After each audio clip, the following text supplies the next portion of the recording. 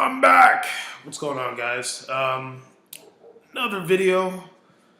I wanted to talk about what's going on with these boxing legends, especially the African American ones, not supporting today's top African American fighters. Um, Lennox Lewis seems down. Holyfield seems down, but Ray Leonard, who I'm a big fan of.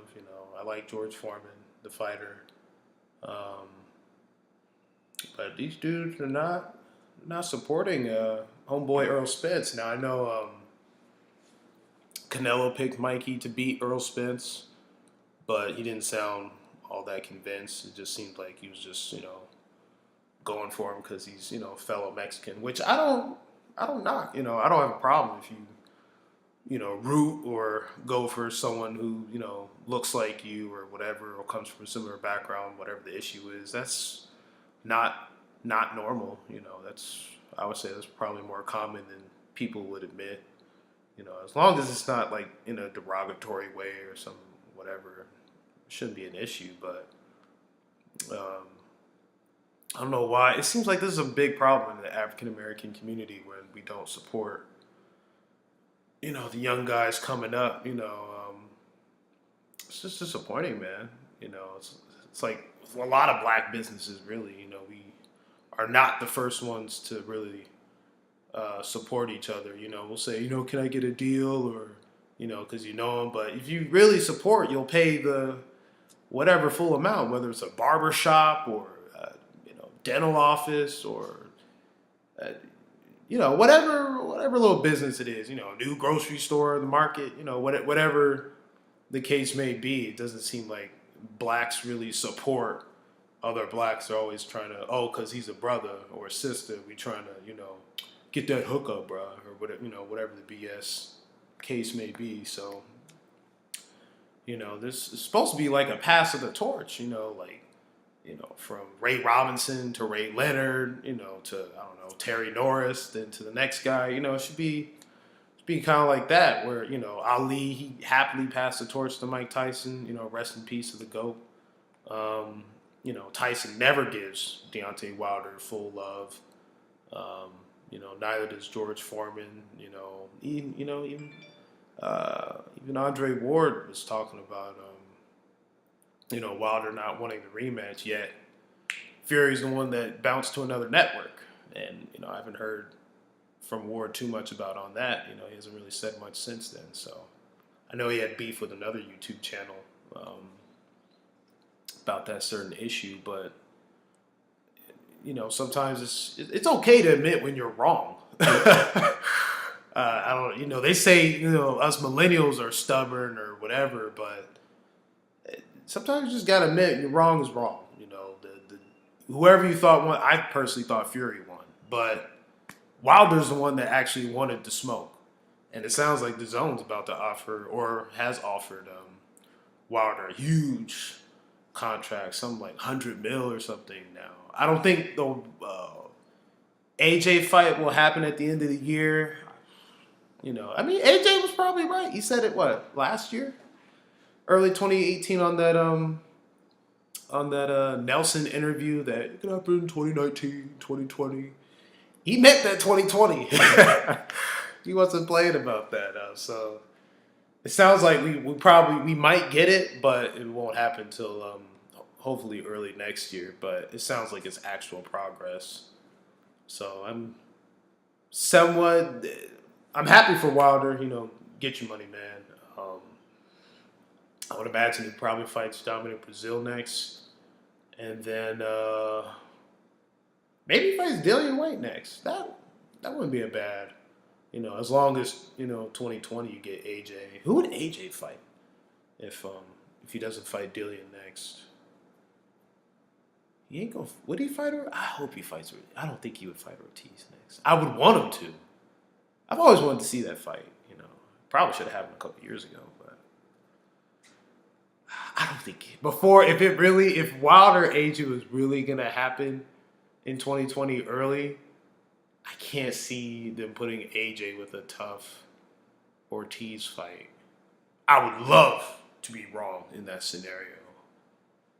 Because that'd be a great buildup. You got AJ versus Ortiz. Now you can kind of compare performances between him and Wilder, and then you can have Wilder versus Dillian White. That fight's been brewing for a while. Assuming AJ beats Miller, assuming Wilder beats Brazil or whoever ends up fighting next. But that'd be cool. Yeah, because you can kind of compare performances. Wilder, is he beating the better version of White? Is AJ just beat Miller? Now is he because AJ, he's due for a sharp performance. He hasn't had a sharp performance since Klitschko, and not that was a sharp performance. It's fight of the year fight. So obviously it was back and forth. Heavyweight classic, but I don't think he's had a start to finish sharp performance since Eric Molina, Dominic Brazil. So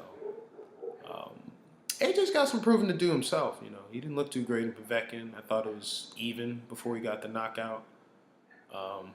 Carlos Takam, them later rounds was kind of like Salido versus Garcia. He was starting to catch him a little bit, and the ref, like a lot of AJ refs, always horrible, especially in that Joseph Parker fight. Good God, that was one of the worst reffing I've ever seen. So, we'll just have to wait and see what happens with that. Fox has done a tremendous job in terms of really just promoting in general. Keith Thurman did good numbers. Porter viewership did good numbers. I know venue-wise he didn't do all that great, but viewership was solid numbers. I think they've done a good job with this pay-per-view with Earl versus Mikey. DAZN's done a good job of getting big-name fighters, especially in the middleweight, and now it seems like the heavyweight division. But they got to step it up in promotion and just not just downgrading pay-per-view. I know they had that one commercial with Canelo. DAZN, $10 a month? See. $10 a month? See. Need something a little bit better. You don't have to, I don't understand why people feel the need. You have to downgrade somebody or another business to build yourself up. Why can't you say, hey, we're only $10 a month. We got Canelo, we got Jacobs, we got Triple G, we got Boo Boo. We got Wilder, now we got AJ. Why can't you do it like that instead of we got Beevil. Why do you gotta trash and totally to me the best way to really insult someone is not to mention them. I think PBC's done a good job with that with Terrence Crawford. They don't even bring up his name he's non-existent. Obviously, Terrence Crawford's a very good fighter, but to me the best way to really hurt someone is not to even mention him. That's why I said Danny Garcia to me has done the best job of not putting himself in that fire when it comes to the Earl Spence fight talks, because he don't even mention him unless it's brought up. Whereas Keith Thurman, he just pushes the whole fight to another year.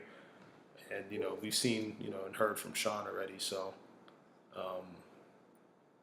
sometimes less is more, but I think Fox has done a good job of promoting. They've done a good job of getting fighters, but now they still got to promote DAZN. You're still new in America, you're not there yet. It's good that you're getting the names, but you still got to promote the fight, Canelo Jacobs is 2 months away? So, you still got some work to do in promoting that. Who else? And then ESPN. My God. Khan and Crawford is next month? They've done a horrible job of promoting. ESPN, they do, Top Rank, they do a good job of getting young fighters the fights they need to, develop. I think they probably do that better than anyone else. But in terms of promoting fights, trash. I know Lomachenko Krola's coming up pretty soon. It's an okay, steady fight. Stay busy fight for a good fighter. But promotional wise, they got to do a lot better. So I know this video was kind of all over the place, but these are just general feelings about what's going on in boxing. Nothing real specific. I know it was more kind of just all over the place. I'll try to do a better job of sticking with the main topic, but just kind of just the little beats and buzz of what's going on this week and whatnot. So let me know what you guys think. Comment, like, dislike, subscribe. Got more coming. Let me know what you guys think about the fights coming up. Like I said, Earl Spence, Mikey, Benavidez, Jalen Love. So got some good action coming Saturday. Other than that, y'all have a good one.